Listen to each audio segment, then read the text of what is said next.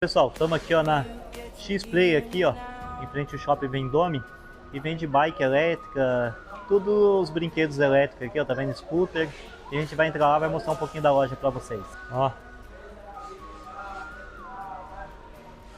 os scooters, né?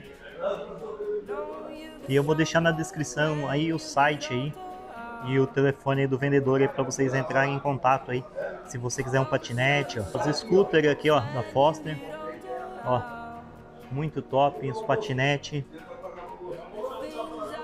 Olha os patinetes da Foster. É a X20 Pro, tá vendo?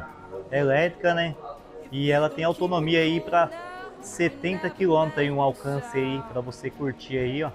E em torno de 8 horas a 10 horas ela tá carregada e ela tem uma velocidade média de 50 km, beleza, pessoal? Vou deixar na descrição aí o contato do vendedor aí